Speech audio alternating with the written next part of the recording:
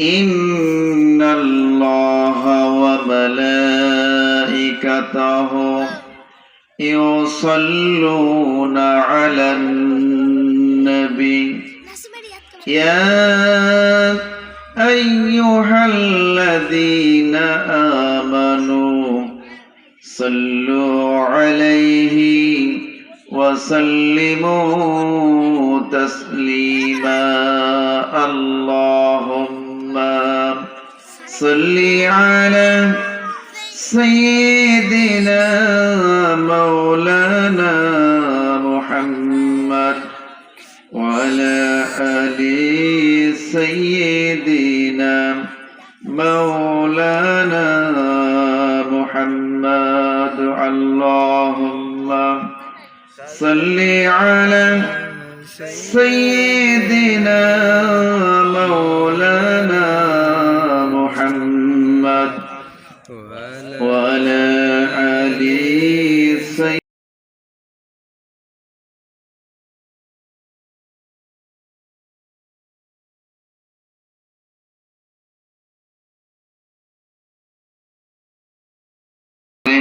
আবার নামাজ আদায় করে সবার আগে বের হয়ে একটা জুতা, এই জুতা নিয়ে এসে কান্নাকাটি করেছেন।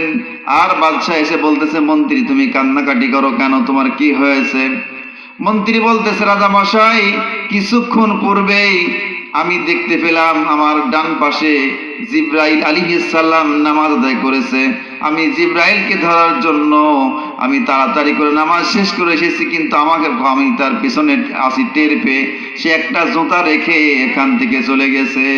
আমি আফসোস করতেছি, যদি এই জুতাটা আমি তার সাথে একটু মোলাকাত করতে পারতাম, কথা বলতে পারতাম, আমার ভাগ্য ভালো হয়ে যেত।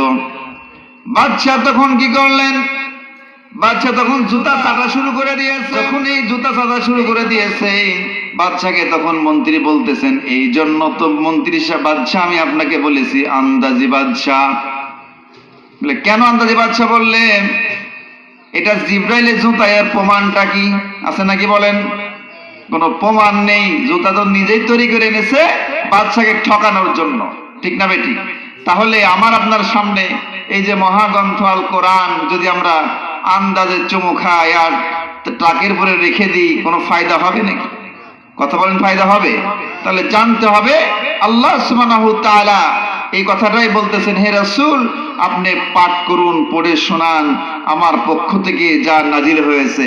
এজন্য এবার রাসূল সাল্লাল্লাহু আলাইহি ওয়াসাল্লাম কাফির সম্প্রদায়কে, মক্কার কাফিরদের ডাকলেন আর বললেন, তোমরা আসো, আল্লাহর তরফ থেকে কি নাজিল হয়েছে আমি তোমাদেরকে তেলাওয়াত করে পাঠ করে করে শোনাই। সুবহানাল্লাহ বলেন।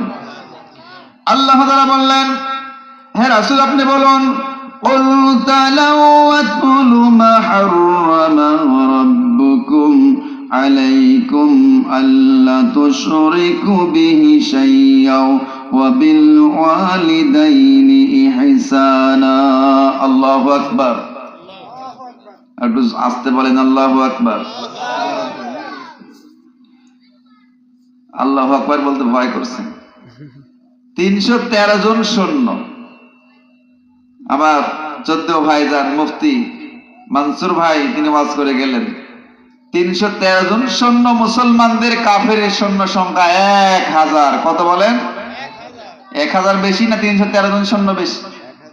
আমরা মাহফিলের এই জায়গাটুকুর মধ্যে অল্প সংখ্যক মানুষ বসে আছি, এজন্য কি আমাদের রাগ হচ্ছে? রাগ হবে কেন? আমরা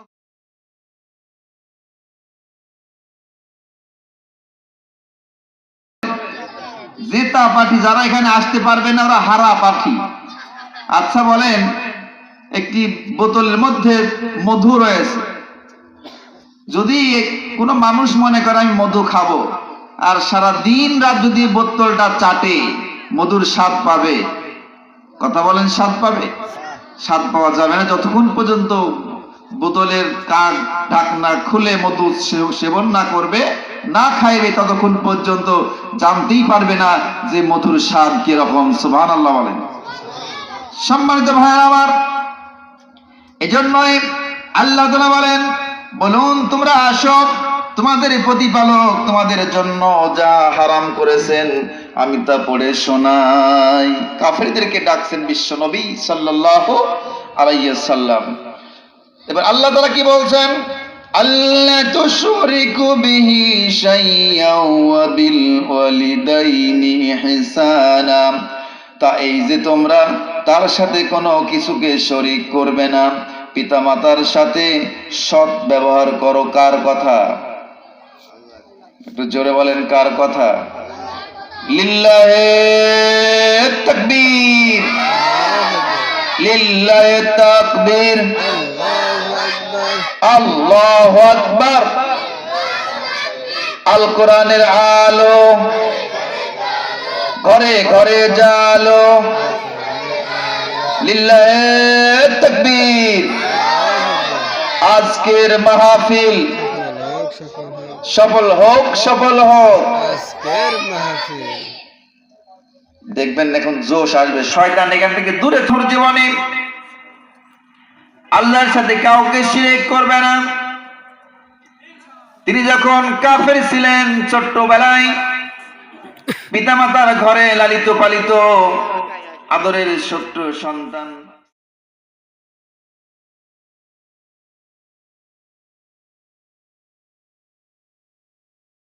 করে রেখে দিয়েছেন যে এক ধাপ বাড়ির বাইরে থেকে বের হতে পারবে না।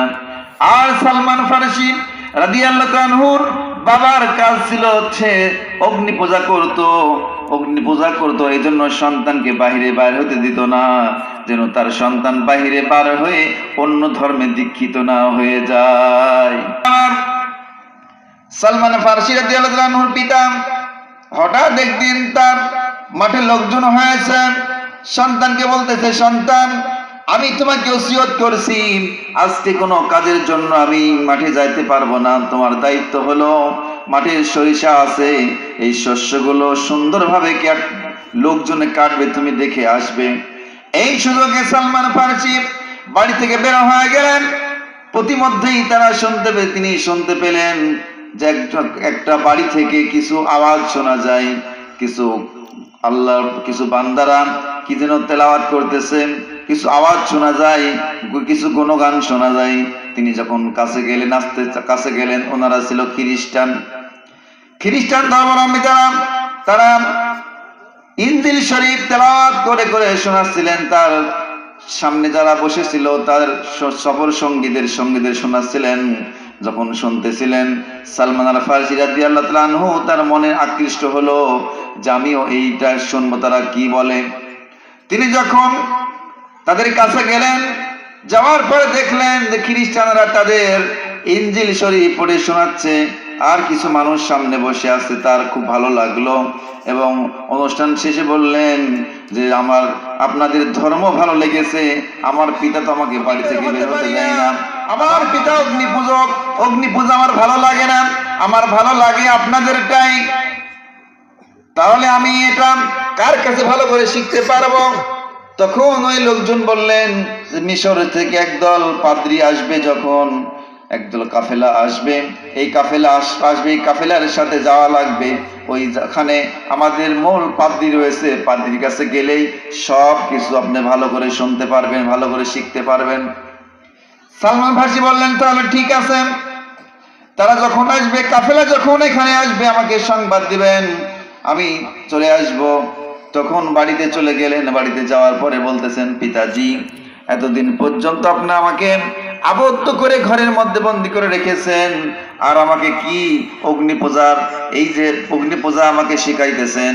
আপনার অগ্নি পূজার চাইতে অমুক জায়গার খ্রিস্টানদের ইনজিল শরীফ তারা পড়তেছে, বাইবেল পড়তেছে, এটা দেখে আমার মনোমুগ্ধ হয়ে গেছে, আমি ওই ধর্মে দীক্ষিত হতে চাই।